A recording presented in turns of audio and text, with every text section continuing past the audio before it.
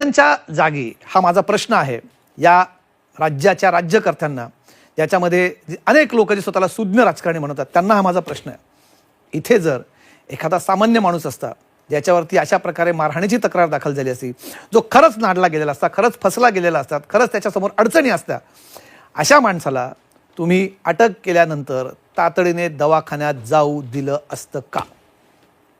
राजकारण्यांसाठी या देशात वेगळे न्याय आहेत का? राजकारणी हे सामान्य माणसापेक्षा वेगळे आहेत? हाच प्रश्न आज या महाराष्ट्राला पडलेला आणि याच्यावरच आपण चर्चा करणार आहोत। आज माझ्यासोबत याविषयी चर्चा करण्यासाठी काही विशेष मंडळी असणार आहेत, त्यांच्यासोबत आपण या कार्यक्रमात चर्चा करणार आहोत। आज या कार्यक्रमाच्या निमित्तानं आपल्यासोबत विशेष पाहुणे असणार आहेत। आपल्यासोबत असणार आहेत सामाजिक कार्यकर्ते अंजली दमानिया, आपल्यासोबत स्टुडिओत असणार आहेत डॉक्टर पूजा अग्रवाल या आपल्यासोबत आहेत, आणि धनराज बंजारी माजी पोलीस अधिकारी आपल्यासोबत असणार आहेत, आणि राजू वाघमारे शिवसेनेचे प्रवक्ते आपल्यासोबत असणार। सगळ्यांचं स्वागत आहे या चर्चेमध्ये। सगळ्यात पहिले त्यांना, धनराज बंजारी, तुम्ही माजी पोलीस अधिकारी आहात, या सगळ्या पळवाटा तुम्ही अनेकदा बघितल्या असतील। बरोबर आहे, या सगळ्या पळवाटा असतात। मानसिक तणाव हा कधी आणि कसा निर्माण होईल ते कोणी सांगू शकत नाही।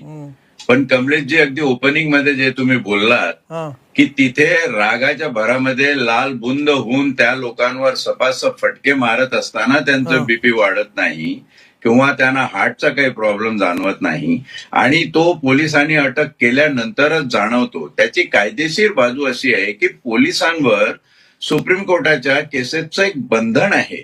ज्या पद्धतीने डेथ इन कस्टडी होतात त्या केसमध्ये अटक झाल्यानंतर त्याला लॉकअप मध्ये टाकण्यापूर्वी पोलिसांना त्याचं मेडिकल तपासणी करून घेणं आवश्यक आहे, कायद्यानं बंधनकारक आहे। त्याप्रमाणे पोलीस करतात।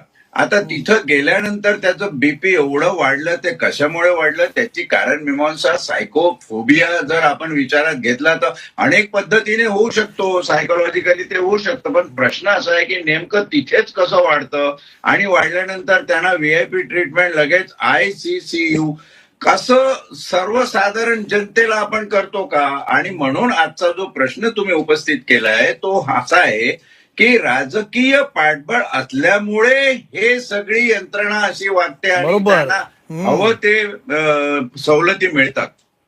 अरे हे काय ना, म्हणजे इथे मी मगाशी म्हटलं, मला सांगा तुम्ही आता पोलीस अधिकारी म्हणून, तुम्ही एक माजी पोलीस अधिकारी म्हणून सांगावं, राजकीय प्रतिनिधी म्हणून नाही माझ्या ती आता उत्तराची अपेक्षा। मला सांगा, एक सामान्य जेव्हा माणूस असा, ज्याला अशा मारहाणीच्या केसमध्ये अटक होते, त्याला जाऊ देतील का? तो म्हटलं माझा बीपी वाढला, त्याला जाऊ देतील पोलीस? नाही, त्याला अटक केल्यानंतर जर त्याचा बीपी वाढला, त्यांनी म्हटलं, किंवा तक्षणी अशी काही लक्षणं त्याच्यामध्ये दिसली की त्याचा बीपी वाढतोय, म्हणजे काय लक्षण? आता म्हणजे ह्याच्यामध्ये मला तर हा ठणठणीत दिसत होता।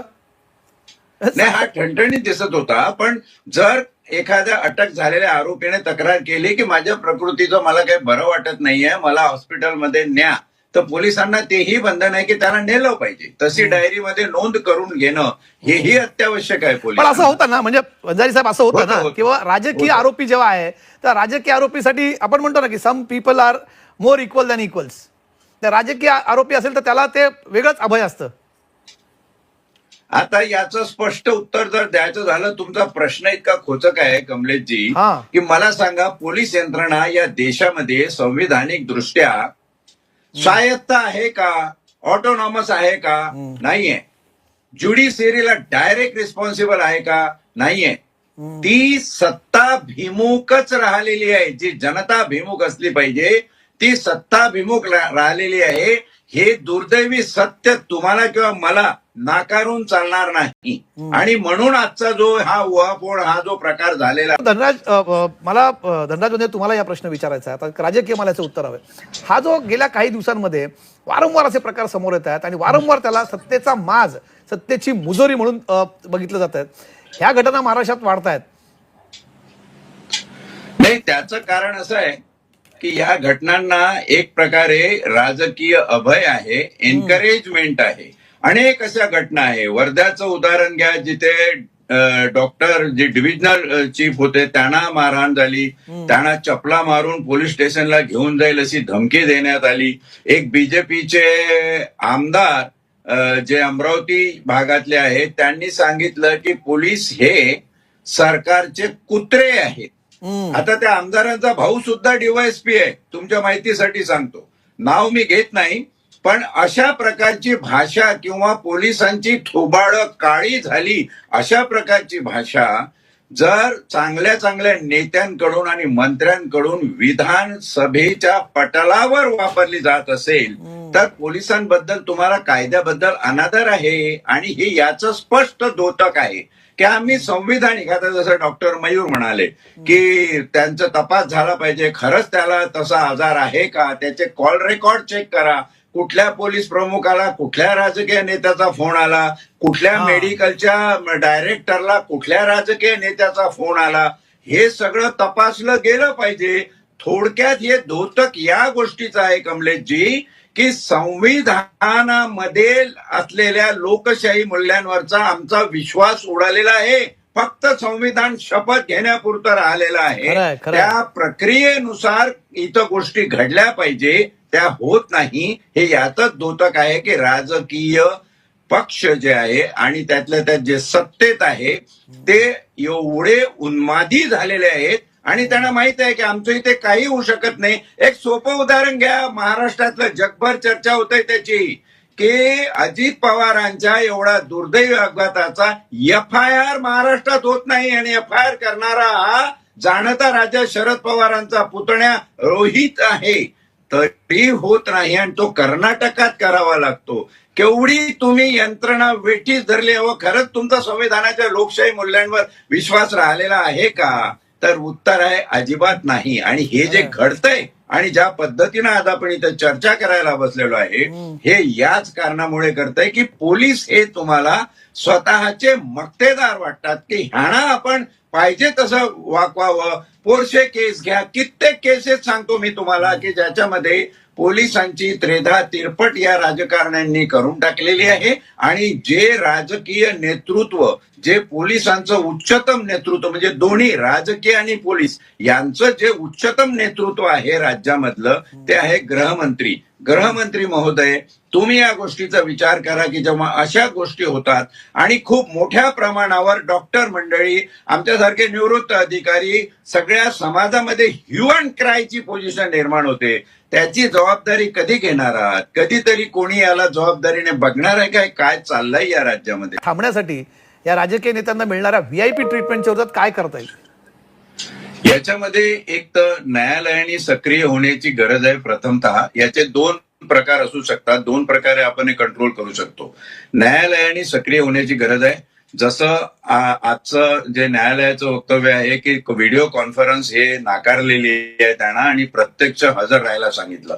त्याच्या एक स्टेप पुढे जाऊन न्यायालयाने पोलिसांना आणि डॉक्टरांना ते आदेश द्यावे की यांचे कोणाकोणाशी बोलणं झाले, कुठल्या पोलीस नेतृत्वाशी बोलणं झालं, कुठल्या वैद्यकीय नेतृत्वाशी बोलणं झालं, त्यांचे कॉल डिटेल्स काढावे आणि कोणी हे सगळं घडवून आणलं. आणि असा मारकुट्या जो माणूस आहे, जो जनतेचा सेवक स्वतःला म्हणवतो, त्या माणसाला अशा प्रकारे आडून संरक्षण दिलं जातं. म्हणजे तुम्ही संविधानातल्या लोकशाही मूल्यांशी चालवलेला हा अघोरी खेळ आहे, असा एक मुद्दा न्यायालयाने घ्यावा.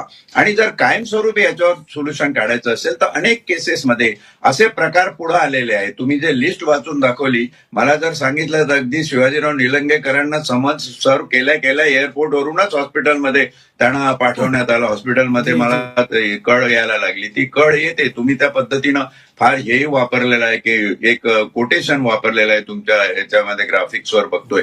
आता ह्या सगळा प्रकार जर आपल्याला थांबवायचा असेल आणि पोलिसांनी खरंच निस्पृहपणे या देशात काम करायचं असेल, वैद्यकीय यंत्रणाने काम करायचं असेल, पोर्शेमध्ये आपण बघितलं की पोलीस एका बाजूला आणि वैद्यकीय यंत्रणा एका बाजूला राजकारण्यांनी कशी खेळवली त्यांच्या सोयीसाठी. तर आपल्याला पोलीस ही यंत्रणा स्वायत्त करता येतं का हे अगदी प्रामुख्याने बघलं पाहिजे. किंवा ज्युडिशरीच्या अखत्यारीत डिपार्टमेंट ऑफ जस्टिसच्या आतमध्ये आपल्याला पोलिसांना आणता येतं का? पोलीस जर राजकारण्यांच्या अखत्यारीत राहिले, त्यांच्या बरहुकूम त्यांच्या पोस्टिंग, पगार आणि पेन्शन बाकीच्या सगळ्या गोष्टी होत राहिल्या तर पोलीस हे निस्पृहपणे जनताभिमुख कधीही असणार नाही. ते असतील सत्ताभिमुख. या दोन जर आपण क्लुप्त्या करू शकलो येणाऱ्या काळात, तर मला वाटतं लोकशाही त्या दृष्टीनं टिकून राहील. नाही तर ही हुकुमशाहीचं कडे वाटचाल सगळ्या जगाला माहिती आहे भारताची चाललेली आहे. हे फार धोकादायक लक्षण आहे. जी जी जी काय तुम्ही म्हटलात मगाशी, तुम्ही निलंगेकरापासूनची अनेक उदाहरणं दिलीत. काय ना वंजारी साहेब, राजकारणाच्या अंगी नाना कळा असतात आणि त्या कळांमुळेच त्यांना अशा अटके बिटकेनं सामोरे जावं लागतात आणि मग अटक समोर आली की त्यांच्या छातीत कळायला लागतात. पण ठीक आहे.